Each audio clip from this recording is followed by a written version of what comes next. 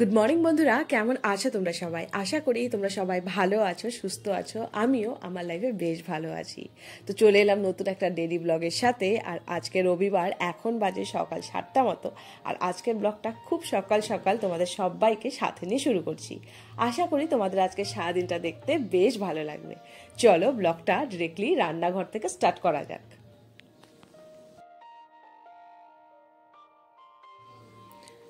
প্রতিদিনই সকালে উঠে একটাই চিন্তা করি যে কিভাবে তোমাদের জন্য আমার ডেইলি রুটিনের কাজগুলো নতুনভাবে প্রেজেন্ট করা যায় যাতে তোমাদের একটু ভালো লাগে।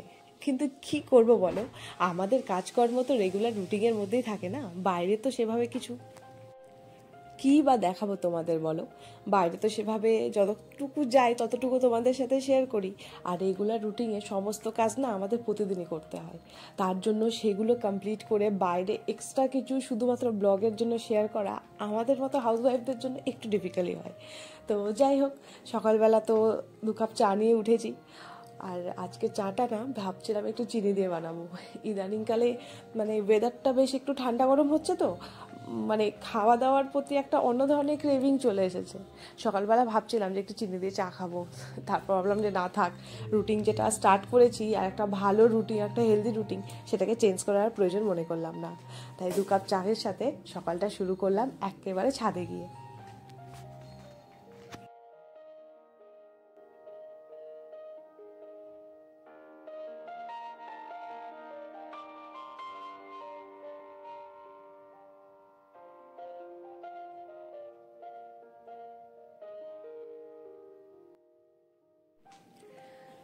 আমার ছাদ বাগানে এখন কিন্তু রেনোভেশনের কাজ চলছে।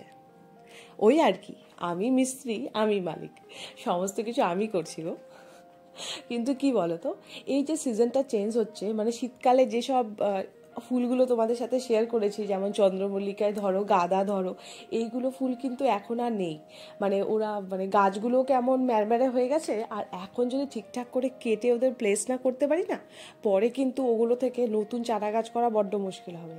তাই এখনই যেগুলো শুকনো ফুল আছে সেগুলো কেটে মোটামুটি একটা স্যাম্পল টাইপের করে ছোট ছোট টবে না রেখে দিতে হবে। তাহলেই যখন আবার সিজন আসবে সেটাকে কেটে লাগালে পরেই নতুন গাছ তৈরি হবে। আর তার সাথে হলো ধরো নতুন গাছও লাগাবো, যেমন শীতকাল শেষ, গরমকালের এই সময়টা না কিছু ফুলের গাছও যেমন লাগানো যায়, সেরকম শাক সবজির গাছও বেশ ভালোই হয় কিন্তু। আর এদিকে আমার গোলাপ তো সত্যি ছাদ বাগানের যাকে বলে না সৌন্দর্যটাই অনেক গুণ বাড়িয়ে দিয়েছে।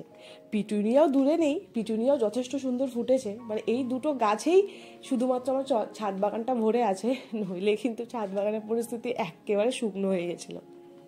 দেখেছো এই সাদা গোলাপগুলো ছাদে গেলে না সকালের সময়টা খুবই ভাল লাগছে। এখন বেশ একটু ঠান্ডাও লাগছে না, আবার যে বেশ রোদ ঝলমলের ব্যাপারটা না ঠিক সেটাও নেই।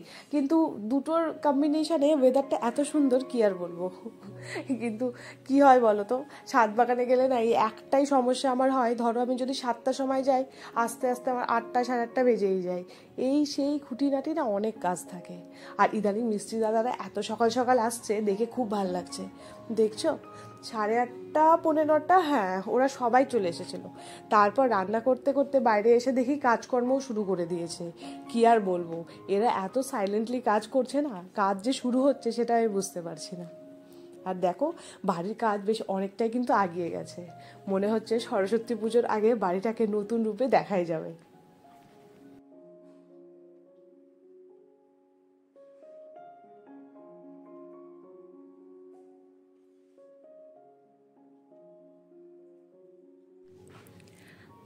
আজকে যে বাড়িটাকে তোমরা রং হতে দেখছো, সেই বাড়িটা তৈরির পিছনে কিন্তু অনেক গল্প রয়েছে।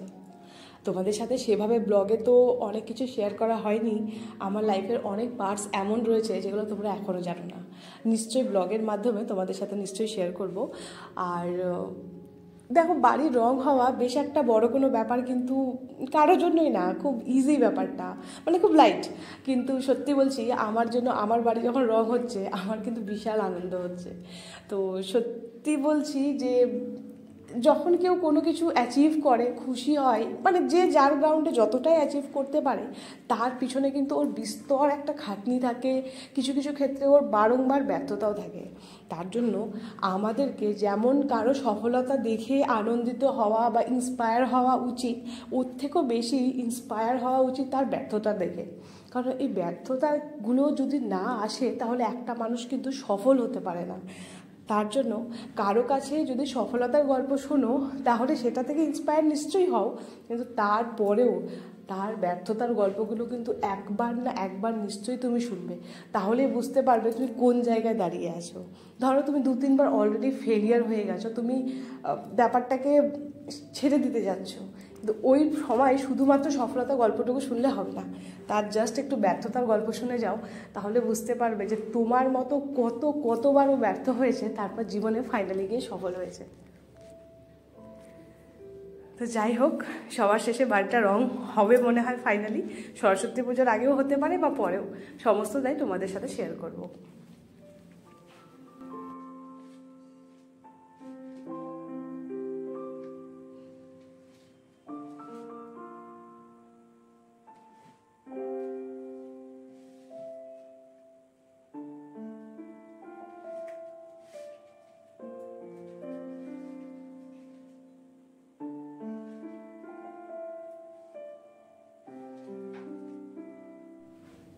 বিকেল বিকেল বেরিয়ে পড়েছিলাম বার্থডে বাড়ির উদ্দেশ্যে।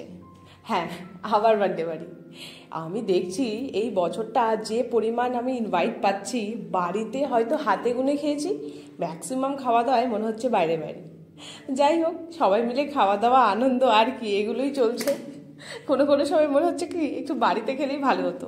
আর এই যে সামনে দেখছো যে চকলেটের বক্সটা খুলছে, ইনার বার্থডে ছিল, তো সবাই মিলে ভালোই খাওয়া দাওয়া আয়োজন সমস্ত কিছুই ছিল। অবশেষে দেখলাম যে গিফটে একটা এই চকলেট পেয়েছে, তো বললাম বাবা সমস্ত কিছু শেয়ার নেব না, এই চকলেটটুকু তো তোমাকে খুলতেই হবে, আর একটা দুটো প্লিজ আমাদের সাথে শেয়ার করতেই হবে। বার্থডেতে মনে আছে যখন আমারও সেলিব্রেশন পড়তো, তখন কিন্তু নিশ্চয়ই 2 থেকে 4টা ভাগ বন্ধু বান্ধবীদের সাথে ভাগ করে তারপরে নিজের পেটে কিছু যেত। তো পছন্দ মতো 2টো চকলেট আমি নিয়েছিলাম, তারপর ভাবলাম না বাবা 4-5টাই আছে, যদি 2টো নিয়ে নিই তাহলে কিন্তু ভীষণ খারাপ দেখাবে, আর আশেপাশে বেশ অনেকজনই ছিল।